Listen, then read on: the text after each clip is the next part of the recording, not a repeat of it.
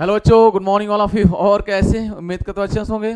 तो आइए शुरू करते हैं आज का क्लास। Let's go. कह रहा है धारावाही परिनालिका के भीतर उसकी अक्ष पर चुंबकीय क्षेत्र की गणना करनी है। ये एक धारावाही परिनालिका है जो लंबी बेलनाकार होती है। इसके अक्ष पर चुंबकीय क्षेत्र की हमें गणना करनी है। इसके अक्ष पर चुंबकीय क्षेत्र हमें निकालना है। ठीक है, यानी परिनालिका एक लंबी बेलनाकार कुंडली होती है। जब इसमें वैद्युत धारा यानी कि स्रोत से जोड़ दिया जाता है तो इसमें विद्युत धारा प्रवाहित हो जाती है। जैसे ही आप विद्युत धारा इसमें प्रवाहित की जाती है तो इसके भीतर चुंबकीय क्षेत्र स्थापित हो जाता है। इस कुंडली के भीतर चुंबकीय क्षेत्र स्थापित हो जाता है। मान लीजिए ये कुंडली है, ये लंबी बेलनाकार कुंडली है। जैसे इसको हमने किसी स्रोत से जोड़ दिया तो इसको जैसे स्रोत से जोड़ेंगे तो इसके अंदर चुंबकीय क्षेत्र स्थापित हो जाएगा। ठीक है, और इसके अक्ष पर अंदर चुंबकीय क्षेत्र की गणना करनी है। अक्ष पर, ठीक है, इस अक्ष पर चुंबकीय क्षेत्र की गणना करनी है। मान लिया जाए कि प्रति मीटर लंबाई में तार के फेरों की संख्या n है। यानी 1 मीटर लंबाई में तार के फेरों की संख्या कितनी है? n है। 1 मीटर लंबाई में तार के फेरों की संख्या n है। ठीक है, प्रति मीटर माना एक लंबी परिनालिका की प्रति मीटर लंबाई में तार के n फेरे हैं। ठीक है, तो n फेरे हैं 1 मीटर लंबाई में n फेरा। अगर टोटल लंबाई ये 5 मीटर हो तो 5n हो जाएगा। टोटल लंबाई 10 मीटर हो तो 10n हो जाएगा।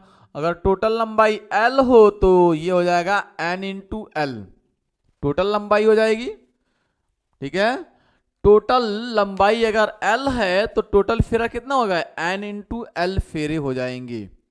ठीक है, 1 मीटर लंबाई में n फेरा तो टोटल लंबाई अगर 5 मीटर तो 5n। टोटल लंबाई अगर 10 मीटर 10n। टोटल लंबाई l है तो n इंटू l। अब तथा प्रत्येक फेरे में आई नॉट धारा प्रवाहित हो रही है। एक फेरा में आई नॉट धारा प्रवाहित हो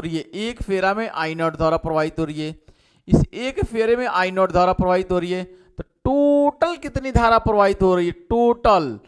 टोटल लंबाई है n इंटू एल और एक में आई नॉट धारा प्रवाहित हो रही है। तो टोटल हो जाएगा n l आई नॉट। टोटल ये धारा है, ये कुल धारा है, यानी सिग्मा आई की वैल्यू है l n आई नॉट। ठीक है, अब चित्रानुसार हमें धारावाही परिनालिका के कारण उसके अक्ष पर चुंबकीय क्षेत्र की गणना करनी है। इसके अक्ष पर चुंबकीय क्षेत्र की गणना करनी है। ठीक है, तो देखिए ध्यान से, यहां से विद्युत धारा जा रही है, अंदर प्रवेश कर रही है और यहां से बाहर निकल रही है। यहां पे अंदर प्रवेश कर रही है, यहां से बाहर निकल रही है। अंदर प्रवेश कर रही है, बाहर निकल रही है। ठीक है, ये अंदर प्रवेश कर रही है, बाहर निकल रही है। अंदर प्रवेश कर रही है, बाहर निकल रही है। अंदर प्रवेश कर रही है, बाहर निकल रही है। अंदर जा रही है और उधर से घूमकर वापस आ रही है। ये परिनालिका है तो इसका अंदर जा रही है, ऐसे घूमकर उधर से आ रही है। इधर से जा रही है, उधर से घूमकर आ रही है। इधर से जा रही है, उधर से घूमकर आ रही है। ठीक है, तो इधर से जा रही है, इसका मतलब ये क्या है? डॉट नहीं, क्रॉस। क्या बच्चों? क्रॉस। और उधर से घूमकर आ रही है तो क्या होगा? आएगी तो डॉट होगा। हमारी बात समझ में आ रही है? ठीक है, ये जा रही है अंदर तो क्रॉस, जाएगी अंदर क्रॉस। इधर से गई, इधर से घूमकर आ गई। इधर से गई, उधर से घूमकर आ गई। इधर से गई, इधर से घूमकर आ गई। इधर से गई, उधर से घूमकर आ गई। इधर से गई, उधर से घूमकर आ गई। इधर से गई, उधर से घूमकर आ गई। इधर से गई, उधर से घूमकर आ गई। इधर से गई, उधर से घूमकर आ गई। इधर से गई, उधर से घूमकर आ गई। ये परिनालिका अगर है तो इधर से गई और उधर से घूमकर वापस आ गई। इधर से गई, उधर से अंदर से वापस आ गई। तो ये आपके पास है। ये दो जो चिन्ह है डॉट और क्रॉस, ये बताते हैं, ठीक है, इसकी दिशा को कि किस दिशा से किस दिशा में धारा चल रही है। कंफर्म? किस दिशा से किस दिशा में धारा चल रही है। कंफर्म है? और इसके अंदर, इसके अक्ष पर हमें ज्ञात करना है। ठीक है, इसके अक्ष पर, तो इसके अंदर जो दिशा होगी वह दिशा कुछ ऐसे होगी। चुंबकीय क्षेत्र की दिशा ऐसे होगी। ठीक है। चुंबकीय क्षेत्र की दिशा इसके अंदर ऐसे होगी, इस डायरेक्शन की होगी दिशा इसके अंदर। बात समझ में आ रही है? ठीक है। दिशा, दिशा दाएं हाथ की हथेली को, ये मेरा दाहिना हाथ है, मैं दाहिना हाथ को ले जाऊंगा और अपने दाहिने हाथ को, ठीक है, यूं डायरेक्शन से ऐसे घुमाऊंगा, ये घुमाऊंगा, देखिए ऐसे अंदर जा रही है, उधर से वापस आ रही है, इधर से जा रही है, उधर से आ रही है। तो चुंबकीय क्षेत्र की दिशा ये अंगूठा बताएगा किधर है, इस डायरेक्शन में है। इधर से गई, उधर से घूमकर आई, इधर से गई, उधर से घूमकर आई, इधर से गई, उधर से घूमकर आई, इधर से गई, उधर से घूमकर आई। तो डायरेक्शन उधर है, यानी चुंबकीय क्षेत्र की डायरेक्शन ये है। यानी चुंबकीय क्षेत्र का डायरेक्शन क्या है, ये रहा आपके पास बी की डायरेक्शन। ठीक है। इसके अक्ष पर इस कुंडली को बिल्कुल फाड़ दिया गया है, बीच से फाड़ दिया गया है। इससे मार्कर है, इस मार्कर को बीच से फाड़ दिया गया है और इसके अक्ष पर निकाला जा रहा है।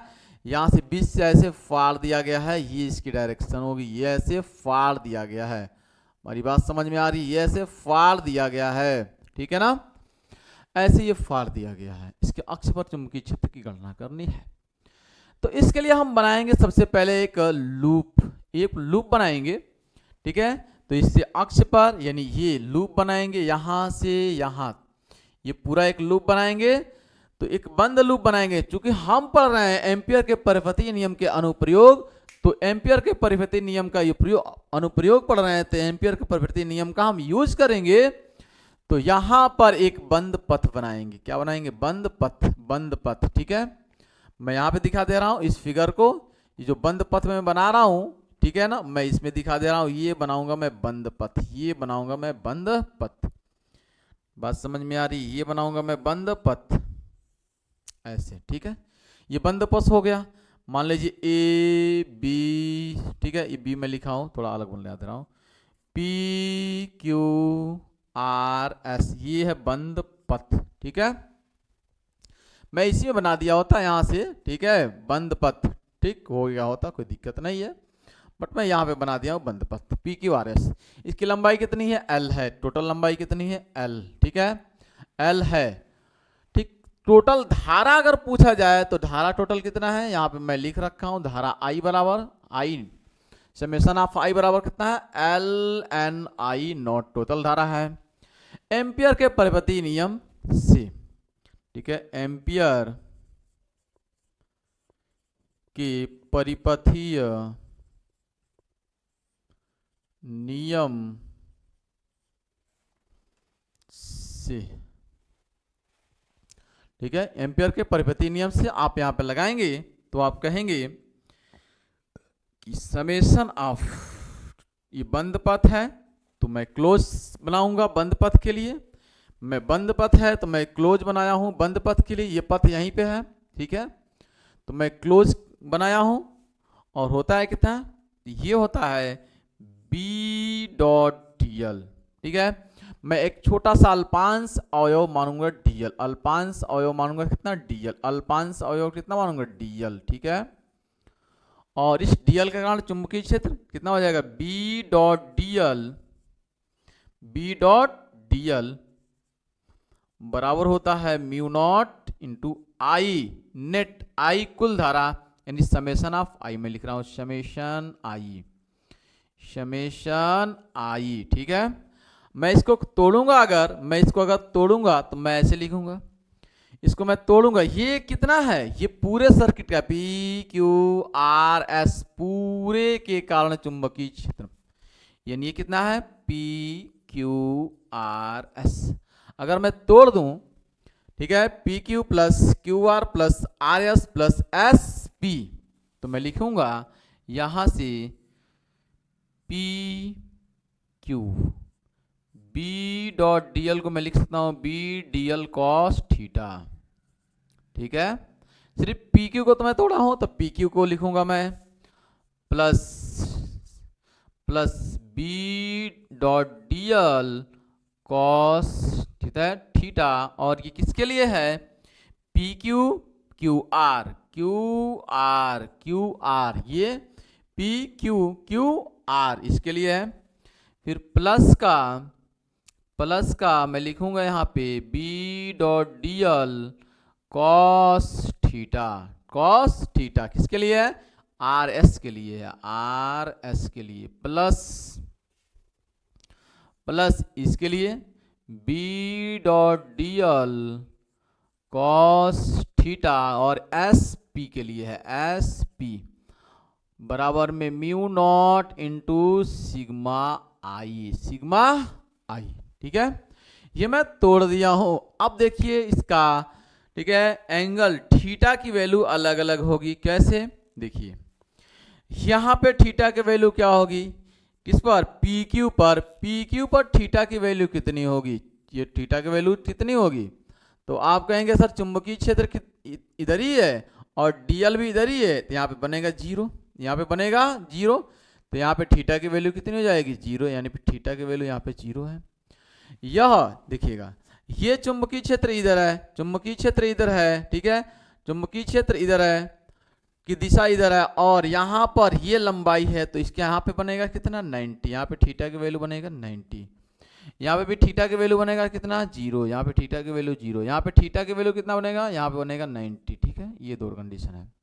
लेकिन ये जो पॉइंट है, ये आर एस जो है इतना दूर है इससे कि यहाँ पर चुंबकीय क्षेत्र उत्पन्न नहीं होगा, यानी यहाँ पे बी भी कितना होगा, बी भी जीरो होगा। चुंबकीय क्षेत्र भी है नहीं, क्योंकि बहुत दूर है ये पॉइंट, इससे आप फाड़ें तो ये बहुत दूर बनाया है, ये बहुत इससे दूर है, तो चुंबकीय क्षेत्र जो उत्पन्न होगा इसके आसपास होगा, यहाँ पर किसी प्रकार का चुंबकीय क्षेत्र नहीं होगा, यानी बी का मान जीरो होगा, ठीक है। तो अगर आप थीटा की वैल्यू यहाँ पे कितना रखेंगे आप, जीरो, यहाँ पे कितना रखेंगे आप, जीरो रखेंगे, यहाँ पे थीटा की वैल्यू 90 रखेंगे आप, ठीक है। यहाँ पे पी क्यू पे कितना, जीरो, यहाँ पे क्यू आर पे 90, यहाँ पे भी कितना रखेंगे आप, जीरो, ठीक है। यहाँ पे थीटा की वैल्यू कितनी आएगी, जीरो, और यहाँ पे कितना आएगा 90, यहाँ पे कितना आएगा 90, ये कंडीशन रहा, ठीक है, ये कंडीशन रहा।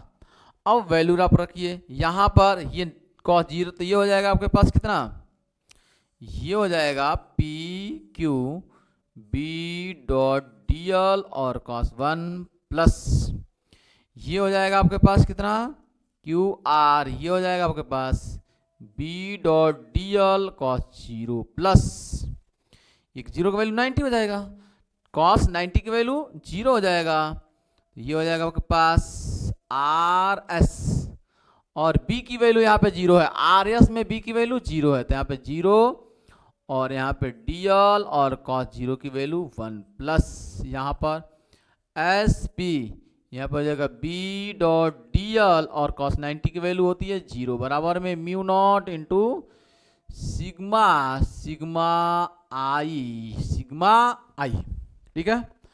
अब यहाँ से आप देखें बी डॉट डी एल, ये हो जाएगा आपके पास, ये हो जाएगा आपके पास कितना, समाकलन बी डॉट डी एल बराबर में, देखिएगा ये तो जीरो है, पूरा ये जीरो हो गया, कहानी खत्म, ये जीरो है तो ये पूरा कहानी जीरो खत्म, ये जीरो तो ये पूरा जीरो, बचेगा सिर्फ ये म्यू